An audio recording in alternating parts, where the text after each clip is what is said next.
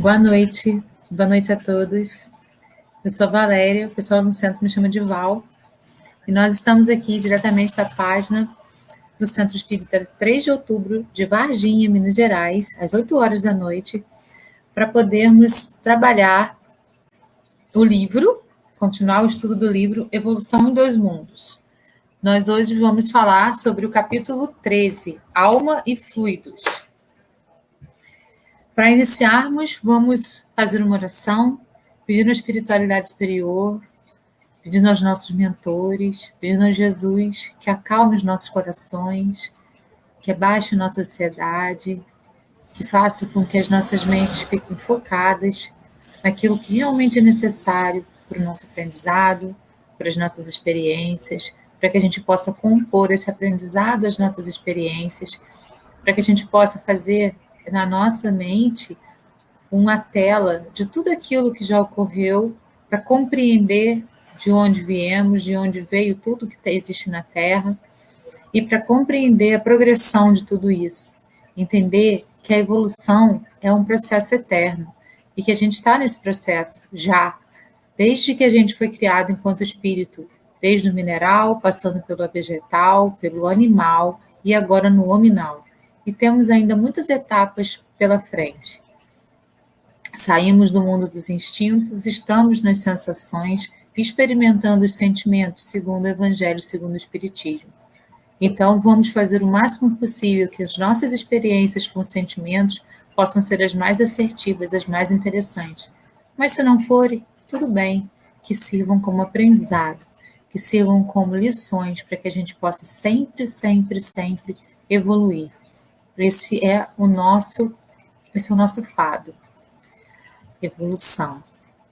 Que nós, então, possamos aproveitar tudo que vai ser dito aqui para a nossa evolução. Eu me coloco a serviço e, a partir de agora, eu sou um instrumento de Jesus, da espiritualidade superior, para que essa mensagem possa chegar nos corações e nas mentes de cada um, fazendo sentido para quem está nos ouvindo. Assim é, que assim seja. Então, vamos iniciar o nosso estudo desse livro tão interessante. Vamos lá. Hoje nós vamos, então, falar do capítulo 13, Alma e Fluidos. Nós vamos utilizar essa bibliografia para poder compor aquilo que a gente quer falar sobre esse capítulo. Vamos retomar com algumas ideias que nós já vimos anteriormente. Algumas ideias que falam sobre o que são os fluidos, né? O fluido cósmico vital, o fluido cósmico e vital, ou princípio vital. Lá na Gênesis, no capítulo 6, no item 10, os espíritos superiores nos esclarecem que há um fluido etéreo que enche o espaço e penetra os corpos, e é o éter, ou matéria cósmica primitiva, geradora do mundo e dos seres, através de uma força que na Terra recebe os nomes gravidamente, coesão, recebe os nomes gravidade, coesão, afinidade, atração, magnetismo, eletricidade ativa, e cujos movimentos são som, calor e luz. Então, esse fluido é o fluido que gera tudo que é. Ele é, que é o responsável por tudo que nos rodeia. O responsável, inclusive, pela formação do nosso corpo, inclusive pela formação da matéria. A partir da condensação desse fluido é que a gente vai ter, então, a matéria efetivamente formatada dentro de cada planeta em que a gente vai reencarnar. E a matéria de cada planeta, o fluido de cada planeta é de acordo com a matéria desse planeta que a gente está reencarnando. No caso, a Terra. Então, nós focamos na Terra, né, e no mundo espiritual. Por isso, evolução em dois mundos, porque a gente fica tramitando entre a Terra e o mundo espiritual. Primeiro, a gente já sabe que o capítulo é subdividido e a primeira parte ele fala dos fluidos em geral. Ele diz assim, André Luiz, através de Chico Xavier, a consciência que aprendera a realizar complexas substanciações de força nas diversas linhas da natureza, em se adaptando aos continentes da esfera extrafísica, passa a manobrar com os fenômenos de mentação e reflexão, de que o pensamento é a base fundamental. Então, a gente, a partir do momento, nós vimos nos capítulos anteriores, a partir do momento em que o homem primitivo entende o sentido de direito, cria responsabilidade, e a partir disso, consciência, ele modifica o seu status. Ele sai do instinto e passa, então, para as sensações. E aí, com essa concepção da consciência, ele vai modificando tudo que está ao redor, por conta da energia que ele vai transmitir através do pensamento elaborado. Então, ele vai entender as questões de responsabilidade entre um e outro, ele vai entender várias questões que permeiam aí a vida de uma maneira bem geral. Definimos o fluido dessa ou daquela procedência como sendo um corpo cujas moléculas cedem invariavelmente à mínima pressão, movendo-se entre si, quando retiradas por um agente de contenção ou separando-se, quando entregues a si mesmos. Temos, assim, os fluidos líquidos, elásticos ou aeriformes e os outrora chamados fluidos imponderáveis, tidos como agentes dos fenômenos luminosos, caloríficos ou outros mais. Então, a gente tem o fluido cósmico, o princípio elementar do universo. Ele possui duas propriedades ou dois estados distintos. O primeiro, a eterização ou imponderabilidade, que é primitivo no estado normal. E o segundo, a materialização ou ponderabilidade, consequência do imponderável. Então, primeiro, ele é vaporoso, ele é invisível, ele é assim, um fluido, como o ar. E quando ele se condensa, ele vai, então, virar materialidade, ele vai se transformar em matéria, e vai gerar tudo que é material dentro do planeta no qual a gente está habitando. Ponto intermédio, transformação do fluido em matéria tangível. Esse é a parte, quando há a transformação, a gente chama de fluido intermédio. Isso está lá na Gênesis, no capítulo 14, no item 21. Fluido ou princípio vital? O princípio da vida material e orgânica. Qualquer que seja a fonte de onde promane, comum a todos os seres vivos, desde as plantas até o homem. Nós vimos nos capítulos anteriores que quando por exemplo, o ser humano vai reencarnar, dentro do útero da mãe, a própria mãe vai absorvendo do planeta o fluido vital para constituir o corpo do bebê, que vai nascer, que vai reencarnar. Então, a gente vem aí com um perispírito, né, programadinho para ter determinada forma, ele vai ser o molde do nosso corpo físico, e a mãe vai puxando esse fluido do planeta e vai liberando esse fluido dentro do útero para a formação do corpo físico do bebê. Subproduto do fluido cósmico então, o fluido cósmico é o que gerou todo o universo. O fluido vital é o fluido que tem nos planetas para gerar a vida dentro dos planetas. Fluido vital é coisa distinta e independente. Por isso, existe nas plantas, pois pode haver vida com a exclusão da faculdade de pensar. Então, o fluido vital, ele vai criar tudo que tem vida dentro do planeta. Tudo aquilo que é vivo é criado a partir da transformação desse fluido etéreo num fluido materializado. Né? Nesse momento aí que a gente viu no slide anterior, no ponto intermédio, quando há a transformação do imponderável no ponderável. Força motriz dos corpos orgânicos. Né? A gente tem, dentro dos nossos corpos, segundo André Luiz, o corpo físico, e o duplo etérico, que são a parte material, ou seja, aquela que é dada a nós quando nós reencarnamos na Terra. Então, esses dois corpos, eles são corpos produzidos pelo fluido vital da Terra. Dentro do duplo etérico, a gente tem uma reserva de fluido vital para que a gente possa viver aquela vida que a gente programou, aquele tempo de vida que a gente programou na Terra. E conforme a gente vai vivendo, a gente vai utilizando aquele fluido vital. Quando ele se extingue também a vida do corpo físico. Então, por isso, ele é a força motriz dos corpos, né, orgânicos, porque ele é que dá essa vida para que o corpo possa se movimentar. Lembrando que a morte ocorre quando há a morte do corpo físico. Ocorreu a morte do corpo físico, o espírito, então, vai se desligando do corpo físico, molécula a molécula, até desligar totalmente todas as moléculas e haver o corte do cordão de prata. É aí o corpo físico fica e o corpo espiritual ele vai para o mundo da espiritualidade. Então, a gente viu isso no capítulo anterior. Deus é o criador de toda a eternidade. O fluido cósmico é o plasma divino, hausto do Criador ou força do Todo Sábio. Nesse elemento primordial vibram e vivem constelações e sóis, mundos e seres, como peixes no oceano. Então, o fluido cósmico é esse fluido que é o gerador do universo como um todo. De tudo que existe, é o fluido cósmico que vai produzir.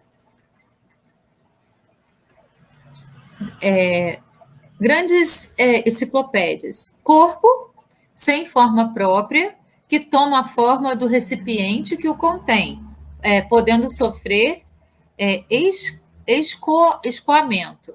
Química, substância cujas moléculas têm pouca adesão e podem deslizar livremente umas sobre as outras, líquidos, ou se deslocar independentemente uma das outras, gases, de modo que a substância, em seu todo, tome a forma do vaso que a contém.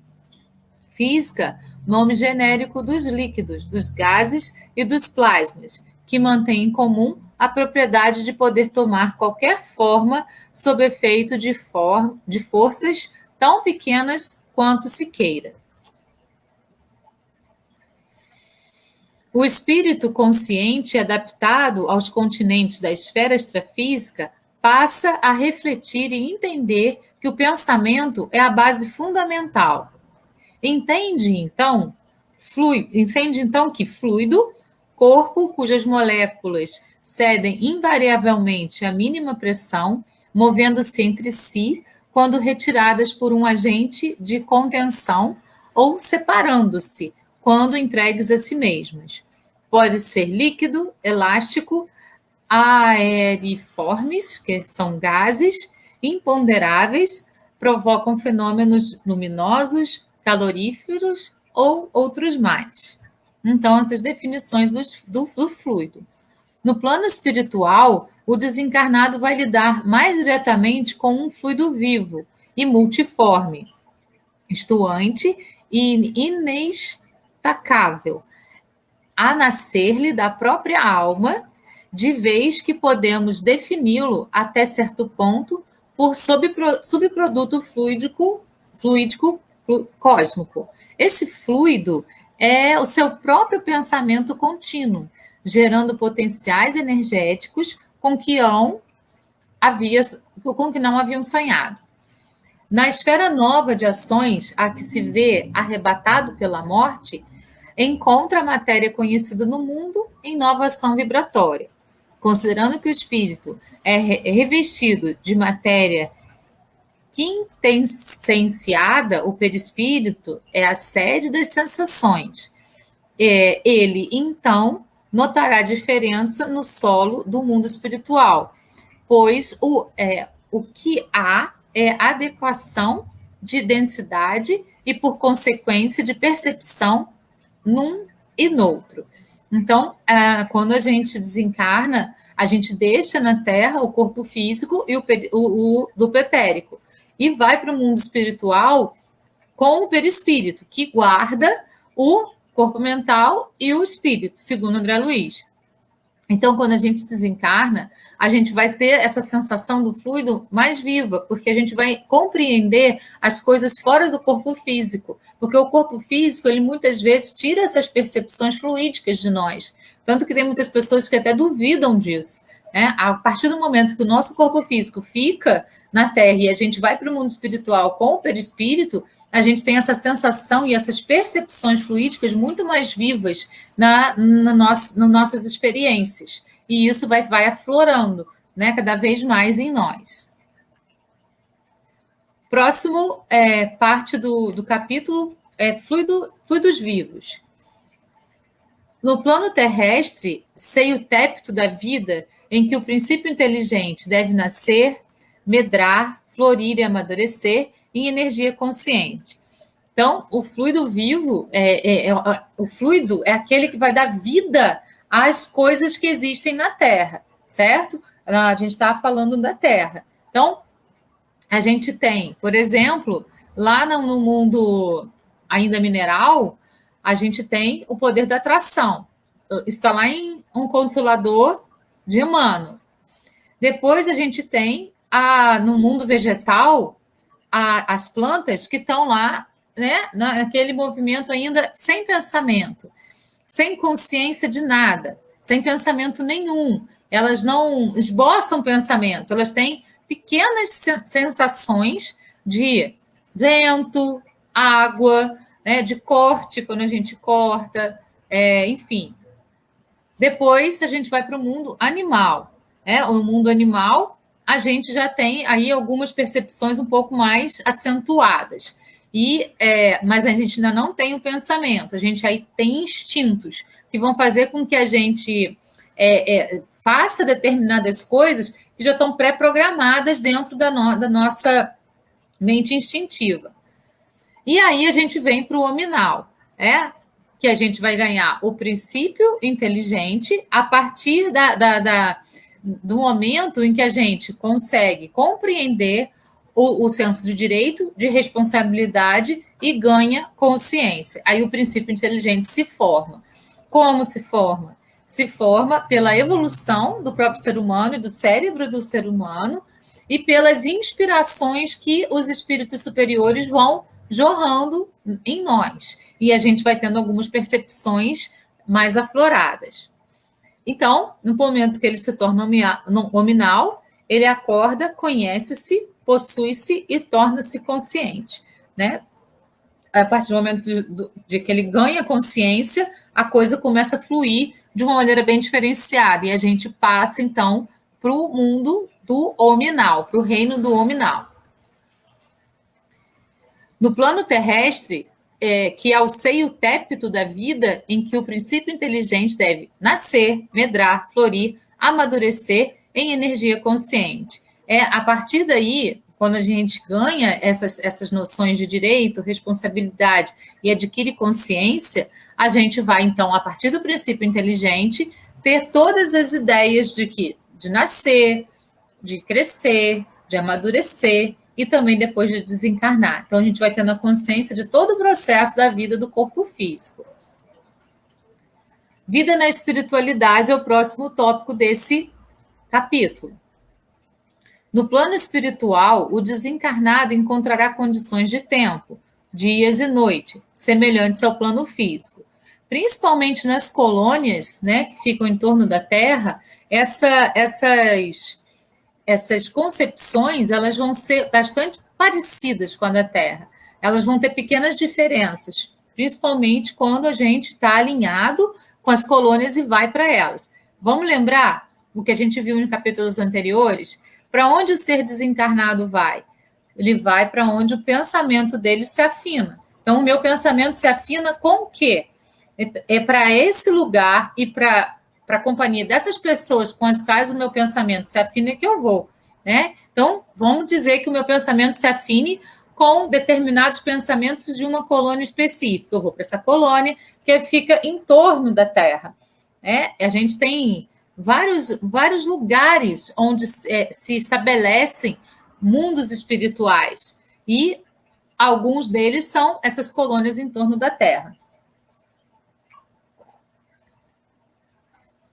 Então, nesses lugares onde a condição de tempo é semelhante ao plano físico, o clima é mais equilibrado, quase constante e uniforme, como se equinócios e solstícios. Equinócios são ambos os hemisférios encontram-se iluminados pelo Sol, dia e noite, durante o mesmo tempo. E solstício, o Sol incide com maior intensidade em um dos dois hemisférios. Os rigores das estações são suprimidos pelos fatores de ambiente que asseguram a harmonia da natureza. Então, a gente tem uma ambientação bastante equilibrada, né? Não tem diferenças de temperatura, essas coisas não acontecem. É bem harmonioso é bem harmoniosa essa questão da natureza agindo de uma maneira equilibrada, né? Sem ter vultos assim, tempestades, ventos, é tudo bem equilibrado. Plantas e animais que ao longo do tempo tenham sido domesticados pela inteligência do homem, lá permanecem em aprimoramento, sendo submetidos a mutações espontâneas para que estejam aprimorados ao regressarem à matéria, às espécies que pertencem. Então, as plantas também desencarnam e reencarnam. Olha que interessante. Elas vão para o mundo espiritual e lá elas têm uma liberdade, igual a gente quando desencarna, a gente fica livre do corpo físico. Elas também ganham essa liberdade. E lá, com essa liberdade, elas vão tendo mutações, vão se melhorando, vão melhorando o próprio DNA delas, vão melhorando a própria formação, e quando reencarnam, voltam cada vez mais bonitas, cada vez mais esplendorosas, né? Para poder, então, fazer o trabalho dela dentro do planeta Terra, que é fundamental. As plantas, elas são fundamentais para a vida no planeta. No Livro dos Espíritos, na questão 585 a 613, ele fala sobre os 3 reinos. Plantas não têm consciência que existem, não pensam, só têm vida orgânica. Então, elas são seres vivos, são criadas pelo fluido vital do planeta Terra, mas elas não sabem que elas existem, elas não têm consciência, elas não pensam. São atraídas pela força mecânica da matéria, instinto, conservação, puramente mecânico nas plantas e animais. Até porque as plantas não podem correr, elas não podem fazer nada, elas estão presinhas ali na terra e elas podem, no máximo, se dobrar com o vento, né? Fazer aqueles movimentos, quando a água bate nelas, renovar, ficar um pouquinho mais em pé. E é isso. Elas não têm pensamento para entender que elas têm uma existência. Nos mundos superiores, todos os seres são mais perfeitos, mas sem perderem suas características. Então, assim, quando a gente vai para o mundo espiritual, a gente vê plantas com cores diferenciadas, com brilhos diferenciados, né? Exuberantes, elas são perfeitas, não tem aquelas doencinhas que às vezes aparecem, mas elas mantêm aquilo que é a formação delas. Portanto, elas continuam sem pensamento, sem consciência. A maioria dos animais age por instinto. Muitos obram denotando acentuada vontade, têm inteligência limitada. Aí eles trabalham pelos instintos, né? Um cachorrinho, quando tem filhotinho, a cachorrinha sabe que ela precisa cuidar desses filhotinhos. Ora, ela se afasta um pouquinho deles, mas não perde aquela ligação que ela tem com eles. Então, ela tem aquela pequena... já tem aquela sensação de que eu preciso cuidar, que é muito instintiva, mas ela está ali, né? No que eu preciso cuidar. O progresso, desenvolvimento que realizam é pela ação do homem. Entregues a si mesmo, não tardam a voltar, encerrar nos limites que lhe traçou a natureza.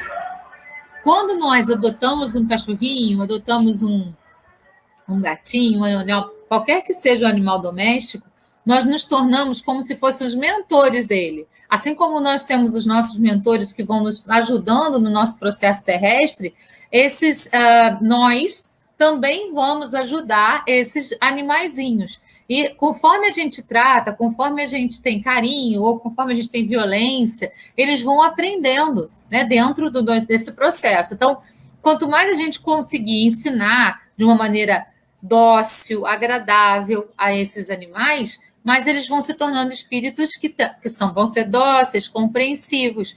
Quanto mais a gente trata com violência, mais eles vão entender que eles precisam da defesa, de tudo isso. Então, nós ajudamos ou atrapalhamos esses serizinhos na sua evolução, dependendo da maneira como a gente os trata.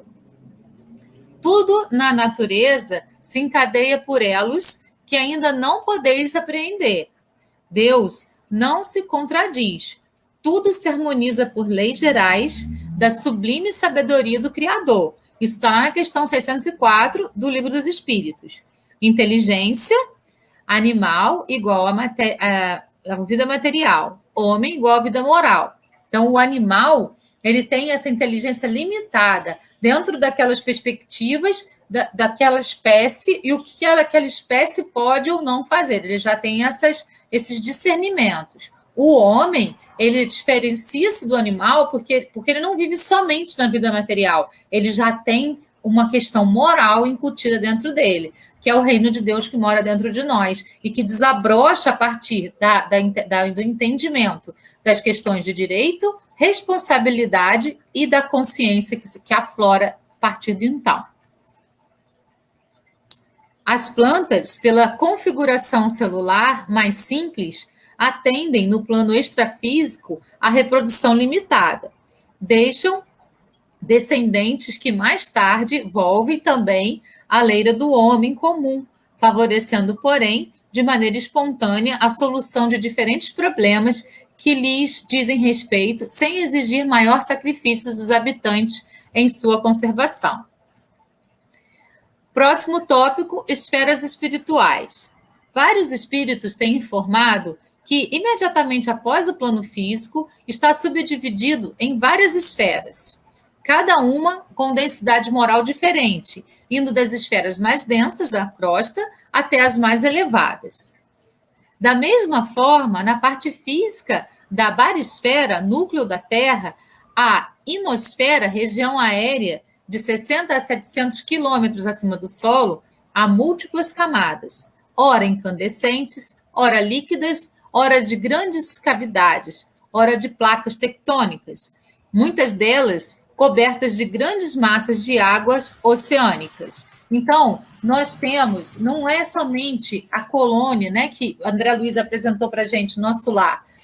Ele apresentou aquilo que foi necessário naquele momento. Agora, ele nos fala de várias camadas de mundos espirituais envolvendo a Terra e também lá no meio da Terra, lá no núcleo da Terra. Então, a gente tem aí várias esferas subdivididas em torno da Terra e no meio da Terra, no núcleo da Terra.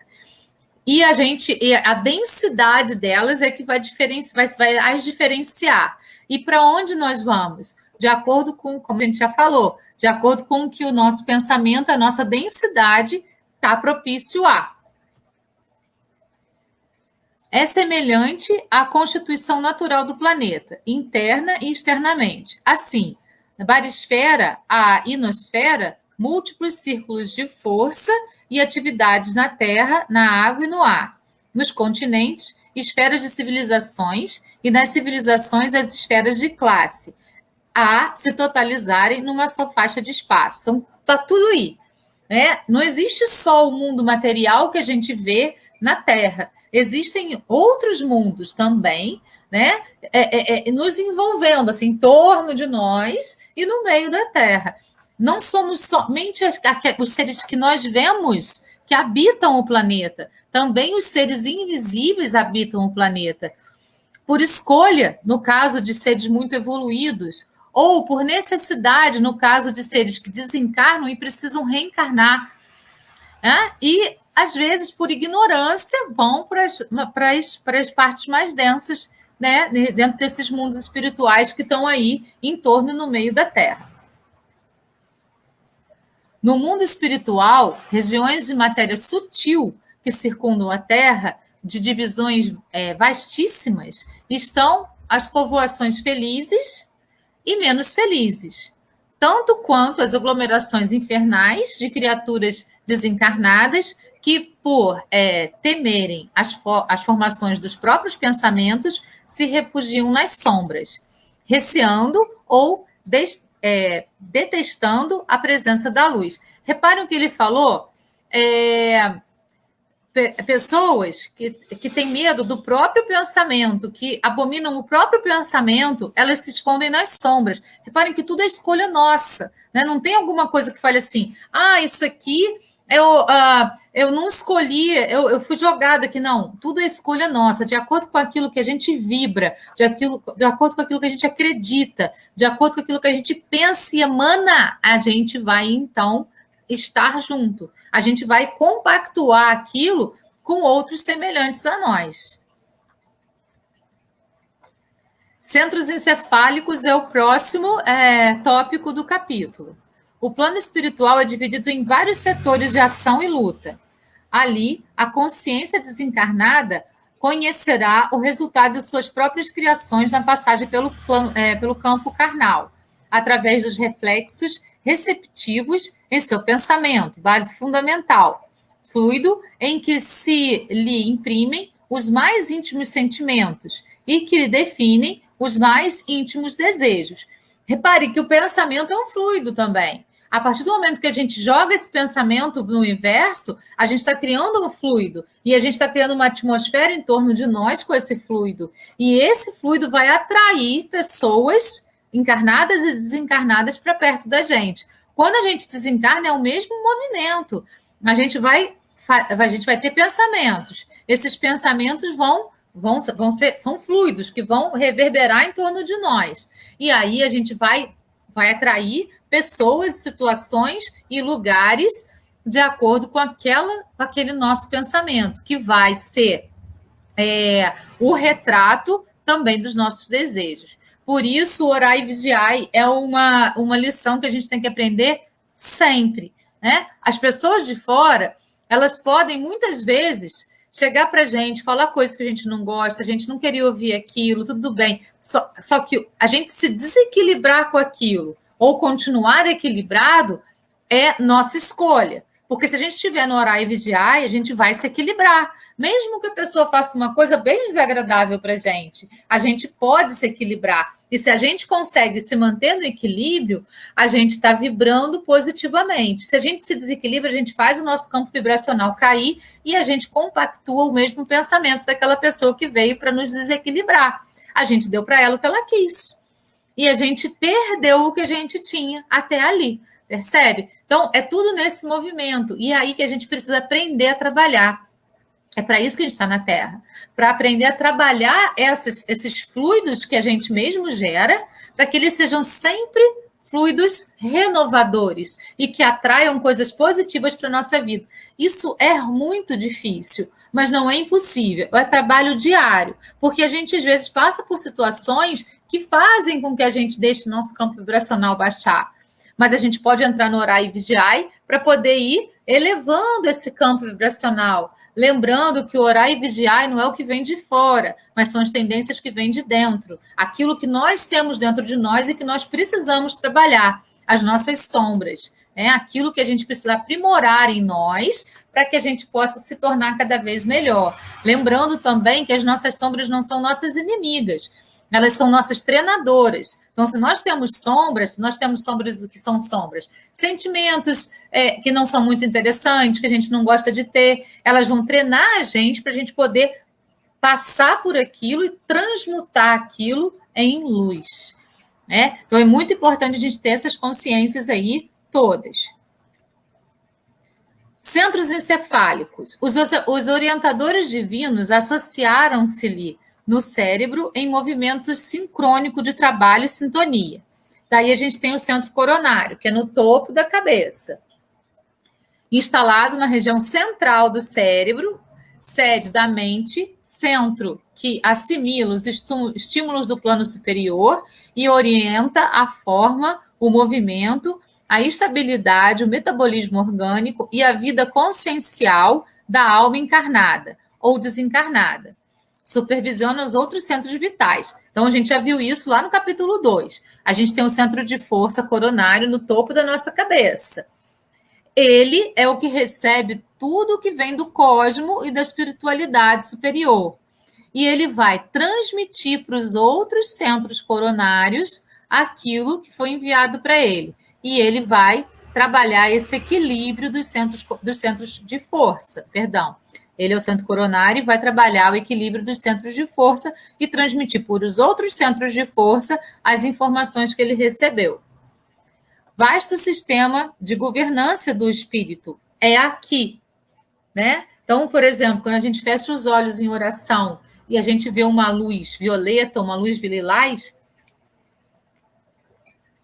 é porque a gente está trabalhando esse centro de força. A cor dele é essa, é uma cor violeta, uma cor lilás, pode ser branca também, né? Uma luz muito branca pode ser também. Dele verte o pensamento ou fluido mental, que influencia, dirige todo o cosmo biológico e depois espalha em todo o corpo físico, qual ocorre com a chama de uma vela, que em si, valendo do combustível que a nutre, estabelece o campo em que se lhe prevalece a influência. Então, estando com os centros de força, ou mais comumente chamados de chakras, equilibrados, a gente vai ter saúde, vitalidade, pensamentos positivos. Estando com os centros de força desequilibrados, desarmonizados, a gente vai ter, então, desequilíbrios tanto na parte mental, quanto espiritual, quanto física. Depois, o centro cerebral. Influencia de forma decisiva os demais centros, marcando a atividade das glândulas endócrinas e administrando o sistema nervoso em toda a sua organização, contíguo ao coronário. Lá, no centro do nosso cérebro, a gente tem uma glândulazinha chamada glândula pineal. E é essa glândula que vai fazer essa distribuição de tudo para o nosso corpo físico. Ela é que vai reger tudo que acontece aí dentro dessa prospecção espiritual. Recolhe os estímulos transmitindo impulsos e avisos, ordens e sugestões mentais aos órgãos e tecidos, células e implementos do corpo, por que se expressa. Controla sensações e impressões do mundo sensório. Então, o nosso cérebro como um todo, ele vai trabalhar tudo que acontece no nosso organismo, de uma maneira global. Próximo tópico, reflexão das ideias, átomo e pensamento. Partículas, corpúsculos ou unidades na essência subdividirem-se em diversos tipos, conforme a quantidade, qualidade, comportamento e trajetórias dos componentes que os integram.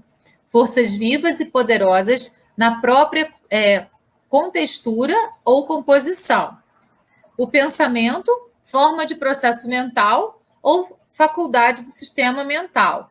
O átomo, agrupamento de molécula da matéria, unidade partícula fundamental da matéria, menor fração capaz de identificar um elemento químico, formado por um núcleo que contém nêutrons e prótons, e elétrons, que circundam o núcleo. Então, a gente tem esses dois movimentos, o movimento do próprio átomo e o movimento do pensamento, que são estimulados pelos fluidos, né? Os fluidos vitais que existem no nosso corpo. O pensamento, como a gente já falou, ele vai reverberar em nós a partir desse fluido e vai formar em torno de nós aquela película, né, desse fluido que vai ser mais vibrante ou menos vibrante, de acordo com o grau da nossa energia. O átomo responsável pelo funcionamento do nosso corpo físico, né? O agrupamento de átomos vai formar o que o nosso corpo físico efetivamente é. René Descartes, que era um filósofo ele disse, um filósofo francês, também matemático e físico, ele diz: a essência do homem é pensar. Sou uma coisa que pensa, isso é, uma dúvida que afirma, que duvida, que afirma, que ignora muitas, que ama, que odeia, que quer e não quer, que também imagina e que sente. Logo, quem pensa é consciente de sua existência. Penso, logo existo. Essa frase é famosa. Penso, logo existo, né? E ela vem de toda esse raciocínio que ele desenvolveu aí. Então, a partir do pensamento, a gente vai criando consciência. Quanto mais equilibrado o nosso pensamento é, mais expansão de consciência a gente tem. Quanto mais harmônico é o nosso pensamento, mais a nossa consciência vai também se expandindo. Forças passivas. O átomo diante da inteligência que a mobiliza para o bem ou para o mal. O pensamento diante do sentimento que lhe dá forma e natureza para o bem ou para o mal, convertendo-se por acumulação de fluidos, gravitante ou libertador, ácido ou balsâmico, doce ou amargo, alimentício ou estogante, vivificador ou mortífero, segundo a forma do sentimento que o tipifica e configura. Pela reflexão das ideias, surge entre as duas esferas entranhado circuito de forças, isso é, por esse abençoado mecanismo que desde as primeiras eras da civilização as mentes benfeitoras inspiram aos primeiros homens a melhor forma de progredir física e espiritualmente. Então, é a partir disso, a partir do pensamento, que a gente vai reverberar, esse fluido que a gente reverbera, é que vão surgir em nós essa possibilidade de evolução ou de estagnação, porque não existe involução. Inteligência artesanal é o próximo tópico. Existe, então, o plano físico, o berço da evolução, insufla o sopro da vida do ser. E o extrafísico, aprimora-o, aperfeiçoa-o. Então, a gente vive tramitando entre esses dois planos.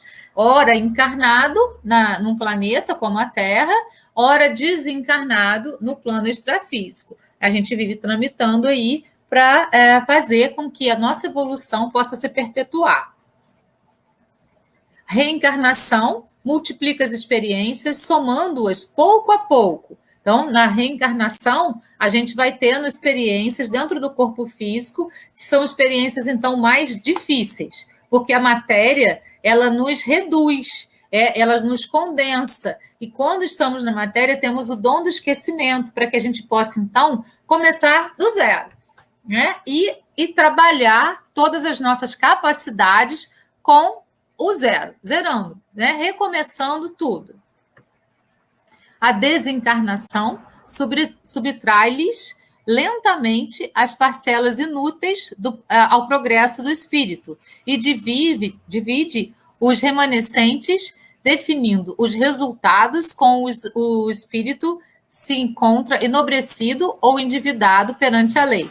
E quando a gente desencarna, a gente vai fazer o balanço, né? O que foi legal, o que não foi legal, isso aqui foi muito bom, isso foi muito bacana, isso aqui não foi bacana, eu preciso melhorar muito nisso aqui, então agora o meu objetivo vai ser melhorar nisso aqui, então eu vou trabalhar nisso para que eu possa melhorar, já começo a trabalhar no mundo espiritual. Quando eu tiver meu momento de reencarnação, eu vou fazer um novo balanço para ver o que dá legal, o que não está legal de novo, se eu já melhorei naquilo que eu estava ruim, se eu preciso melhorar ainda mais, se eu preciso, no momento também, reencarnação, trabalhar aquilo de uma maneira efetiva, enfim. Tudo isso a gente vai planejando. Recordando as 4 operações matemáticas. Reencarnação, experiências, pouco a pouco, é paulatinamente que a gente vai tendo os aprendizados. Desencarnação. Aí a gente tem múltiplas experiências, mas pouco a pouco. Divididas, parcelas inúteis ao progresso do espírito. Então, a gente vai fazendo essa divisão, deixando as parcelas inúteis para lá. Diminuídas. E divididas as remanescentes. consolidada a incessante eclosão do fluido mental, pensamento, pela reflexão das ideias entre as duas esferas, começa para o homem novo ciclo de cultura, inteligência artesanal, instalando no mundo a indústria elementar do utensílio.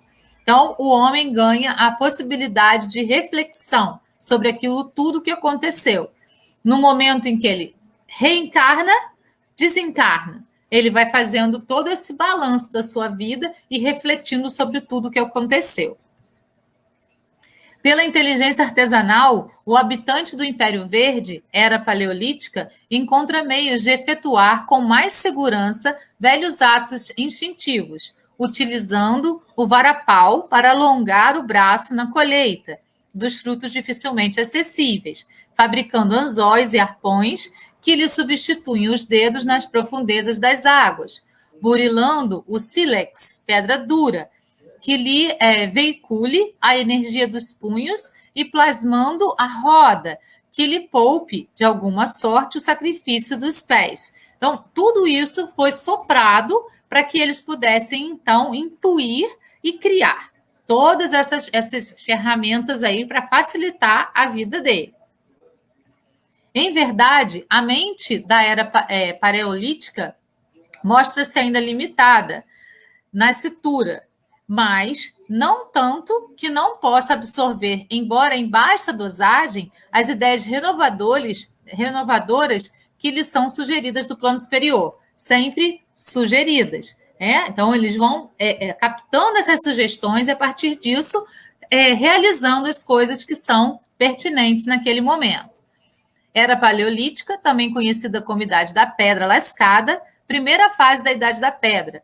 Aparecimento dos mais antigos fósseis humanos. Vai de 2 milhões de anos antes de Cristo, época aproximada em que o homem fabricou, desenvolveu os primeiros utensílios, até 10 mil anos antes de Cristo, início do período neolítico, pedra nova, artefatos de pedra polida. Então, é todo um processo de evolução. Por isso que é pouco a pouco, por isso que é paulatino, né? As coisas vão acontecendo pouco a pouco, e a espiritualidade vai soprando. Até hoje é assim. A gente evolui também com os sopros que a espiritualidade nos dá para que a gente possa trabalhar essa evolução. Plasma criador da mente, próximo tópico. O processo se faz novamente acelerado pelo fluido mental, pensamento, com qualidades magnéticas de indução. A mente do homem é impressionada pela cultura e beleza, em dinâmica expansão, que as esferas sublimes fazem descer através dos grandes princípios da religião, da ciência, da virtude, da educação, da indústria, da arte, traçando-lhe profunda renovação ao corpo espiritual, a refletir-se no veículo físico que gradativamente se acomoda a novos hábitos. Então, o homem desencarna, vai para o mundo espiritual, aprende muitas coisas, e quando ele reencarna, ele traz aquelas experiências vivenciadas no mundo espiritual para a Terra. E ele vai evoluindo, além dos sopros que são dados pela intuição dos espíritos superiores. Então, no momento de desencarne e de estágio no mundo superior, existe uma evolução muito grande, e essa evolução, no momento do reencarne, isso vai acontecer, vai se firmar na Terra, fazendo com que surjam coisas novas, como aí a religião, a ciência, a virtude, a educação, a indústria, a arte, e isso vai se aprimorando cada vez mais, desencarnando, se aprimorando, reencarnando, trazendo todo esse aprimoramento para a Terra. O princípio inteligente despendara em intensas épocas para edificar os prodígios da sensação e do automotismo, do instinto e da inteligência rudimentar. Isso está lá no capítulo Automotismo e Corpo Espiritual, que é o capítulo 4 desse nosso livro aí. A gente estudou bastante isso daí. A gente veio desde a ameba, passando por várias mutações interessantes de multiplicação de células, de tudo isso, até chegar ao que nós somos. Isso está bem explicadinho lá no capítulo 4. O poder criador da mente, em permuta com o meio espiritual, permite que inovadores pensamentos de progresso inspirem o homem na sua marcha evolutiva. Os ideais da religião, da arte, da educação, da ciência fluem das esferas sublimes e impressionam a mente do homem, permitindo renovação do corpo espiritual, que, consequentemente, reflete-se no corpo físico, transformando-o. Assim, o homem, herdeiro da animalidade instintiva, continua até hoje no trabalho progressivo de sua própria elevação aos verdadeiros atributos da humanidade. Primeiro nós éramos instintos, depois sensações e depois sentimentos. Por isso nós ainda temos muitos resquícios dos instintos. É muito próximo de nós esse mundo em que nós éramos instintos. E esses instintos muitas vezes ainda afloram em nós, apesar de nós já experienciarmos sentimentos. Por isso que a gente está no meio do caminho, por isso somos duais, né? Por isso temos luz e sombra. Cada nascimento se explica pela descida à carne de uma alma, que vem do espaço. Assim também, o primeiro aparecimento do homem no planeta deve ser atribuído a uma intervenção das potências invisíveis que geram a vida. A evolução dos mundos e das almas é regida pela vontade divina, que penetra e dirige toda a natureza.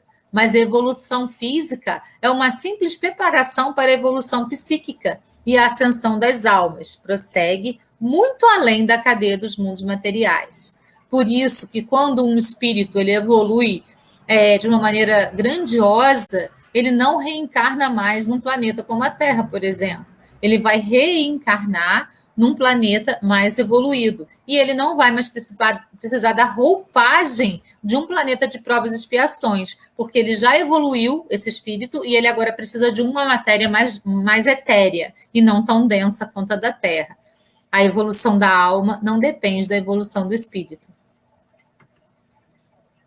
Então, pessoal, por hoje foi isso. Essas são as referências que nós usamos no estudo de hoje, né? Eu já tinha mostrado para vocês no início. Eu espero que eu tenha sido clara, que esse tudo que eu falei possa ajudar vocês. Como disse, estou aqui no lugar de um instrumento para poder transmitir aquilo que a espiritualidade me pediu. Gratidão a todos pela companhia, pessoas do Centro 3 de Outubro, de outros centros, pessoas encarnadas, desencarnadas, pessoas que estão assistindo agora junto comigo aqui, né, ao vivo, e pessoas que vão assistir depois, quando a nossa live ficar gravada. Gratidão, namastê, até semana que vem. Beijo no coração.